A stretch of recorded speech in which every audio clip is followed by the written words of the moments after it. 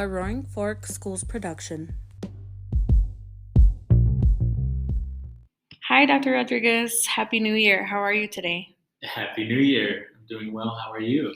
Doing well. It's great to be back, but to jumpstart our 2023 podcast, we can go ahead and get started with a crew activity by sharing what our favorite holiday traditions are. My favorite holiday tradition is doing Christmas cookies with my kids and get like a huge sugar rush for the next 2 days, so the 24th and the 25th. But that's just something that we do every year, just make holiday cookies. What are some of your favorite holiday traditions? Yeah. So, as you know, we have a young son who we just are starting some holiday traditions with. And this year was really the first time that we got to experience the magic of Christmas with him. So, we had visited Santa at all of the appearances he made here in the Valley in December. And our son kept asking him for a guitar. So one of our new traditions is that he left cookies for Santa and carrots for Santa's reindeer on Christmas Eve. Then on Christmas morning, he ran to the Christmas tree and saw an unwrapped guitar that Santa had left for him. So he knew that Santa had come by because the carrots and the cookies were gone, but we had also told him that Santa always leaves one or two gifts that are unwrapped under the tree. So it was pretty magical. Oh yeah, that's great. Keeping the spirit alive. I can't get away with that. My kids are too old for that now. So they just know who Santa is and when Santa's going to come around. Yeah, we got a chance to video the reaction. The reaction? Oh, Yeah, that's really great. neat. Well, speaking of traditions, it is a tradition in many cultures to define New Year resolutions. And in your recent column published in the Post Independent, you talked about resolutions and intentions. Can you elaborate on some of those ideas with us? Yeah, so during this time of year, as you know, many people across the world commit to resolutions for the new year. And a resolution refers to doing something or stopping something. So, for example, losing 5 pounds is a common resolution. But there's a greater focus on the outcome. Committing to resolutions is really exciting, but it's also really difficult. So there was a study published last year that found that 64% of people actually give up on their New Year's resolutions by the end of January. But intentions are a little bit different. It's sort of a way that you choose to live your life. And a different example to the resolution about losing weight might be to make healthier choices. Those healthier choices can be lots of things, right? So it could be exercising for 30 minutes every day or adding vegetables to your diet, something like that. Of course, making new, healthier choices might actually result in losing 5 pounds or 10 pounds or 15 pounds if that's what you're wanting the outcome to be. But the difference is that you're focused more on the process than on the outcome.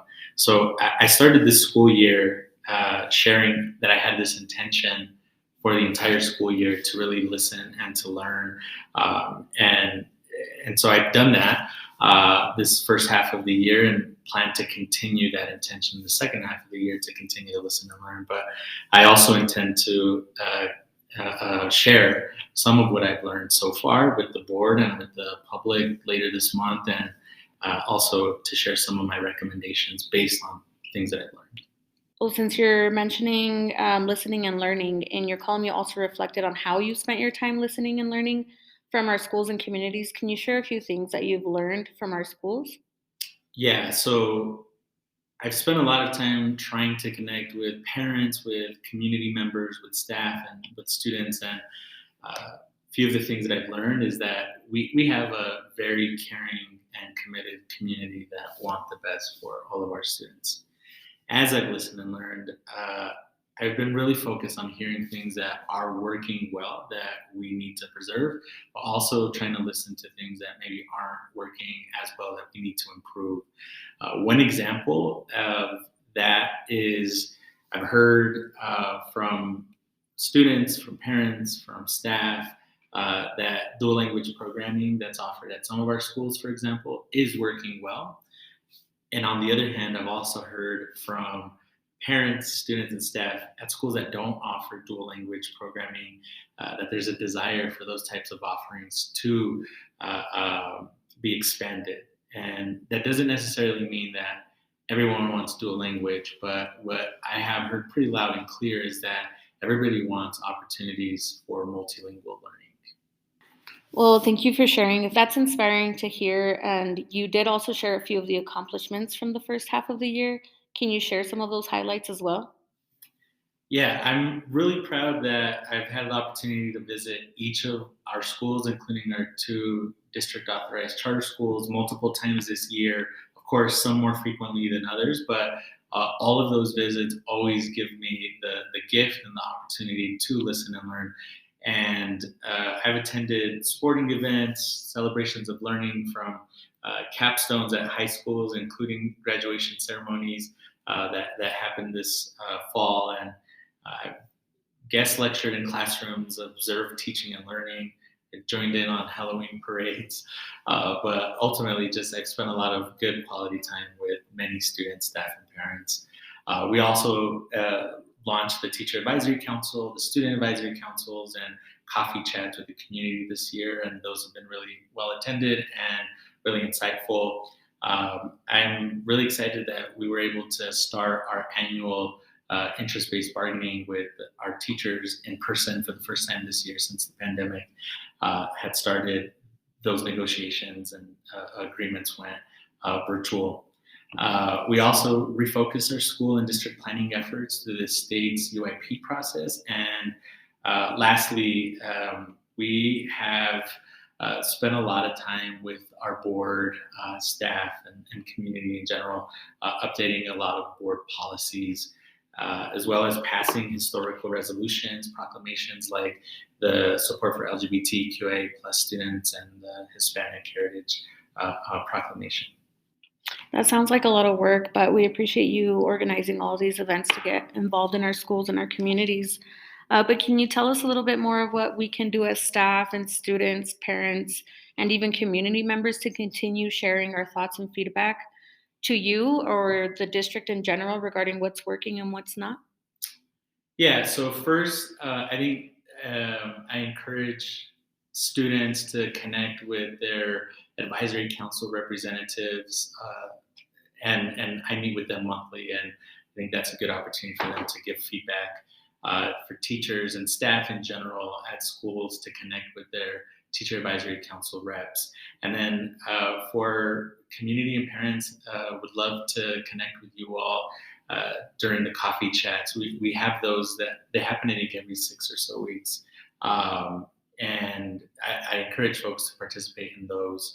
I also want to invite everyone to participate in a survey that we'll be including in the community newsletter, the next community newsletter, the link to a survey that will inform my evaluation that will be conducted by the school board. And then I want to remind folks that if there's issues at schools that you work with principals directly to give feedback and start there. And then one of the recommendations that you'll hear more about later this month is I'd like for our community to focus on developing a portrait of a graduate this spring, as well as coming together to recreate or recommit to district-wide core values. And so those will be opportunities for all stakeholders to give input on. And of course, that will happen through surveys as well as through some focus groups and meetings that take place later this spring. Well, thank you for letting us know how we can continue to reach out to you and the district for feedback. And since you brought up the survey, I just want to remind our listeners that we will be sending out that survey later this week. So be on the lookout for that so you can share your feedback and thoughts on there. And I just want to wish you a happy new year. The next podcast will be next month, and you will hear another voice on here. So stay tuned for that. But thank you for coming on today and sharing with us your resolutions for the 2023-2024 school year.